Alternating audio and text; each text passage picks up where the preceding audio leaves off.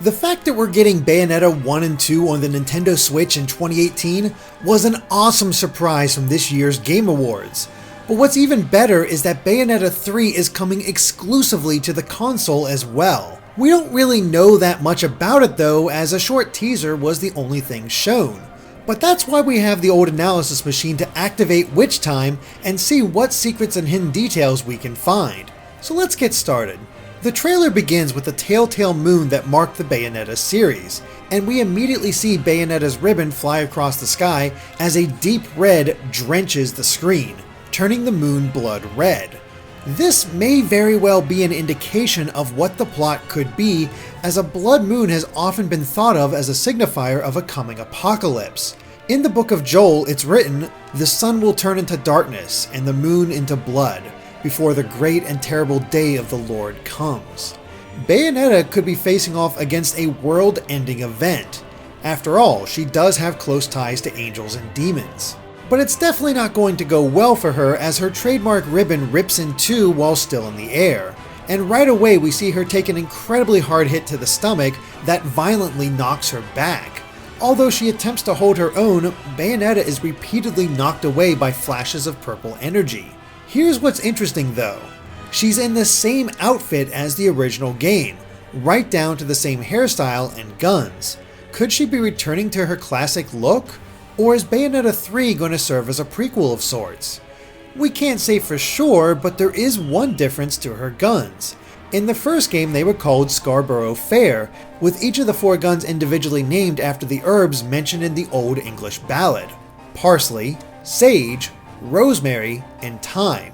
But the guns shown here are called Whittingham Fair, a ballad related to the original where it also lists these herbs, except instead of parsley, the herb is savory.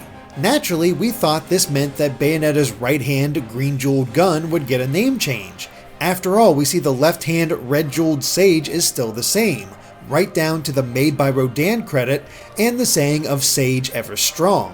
Instead, our glimpse of the other handgun still reads parsley and matches the original weapon in every other way, save for the name of Whittingham Fair. What is the point of the name change if the guns are the same? Could it symbolize, along with everything else about Bayonetta's design, how this has more to do with the original? We just don't know yet. Continuing on, a cool effect is when Bayonetta tries to fight back by firing 7 bullets, each one coming from a different pose and a different gun with each shot.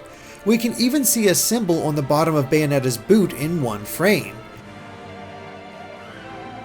However, this effort is for naught, as the villain she's fighting shatters all the bullets and we're left with only a mere glimpse of him. He's surrounded by purple energy and his face is distinctly skull-like. And we can't be sure, but we think there might be a crown-like object on his head. Either way, Bayonetta stands no chance against him. She collapses onto a bed of her discarded bullets as he disappears. But here's the really brutal thing about this trailer. It appears that her legs fall in opposite directions. Her left leg lurches forward onto her knee before cascading off screen, while her right leg twists and falls backward. It's almost as if Bayonetta has been bisected. But is she really dead? Could we get a different protagonist that shares the spotlight with her? It seems there would have to be if Bayonetta really does die to this new villain. Finally, we're shown her sigil that then cracks in the shape of a 3.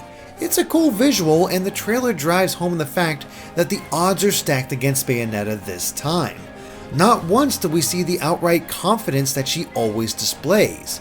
Instead, she's desperately fighting for survival. In fact, we don't even know if she survives. So if that is the case, could this even be a prequel? There's just so many ways that this story could go. It's pretty wild. But what matters most is that the witch is back and ready to strut her stuff on the Switch. We can't wait to play the original games again, and the third entry has a lot of promise. Now we just have to bide our time until we get details on Bayonetta 3.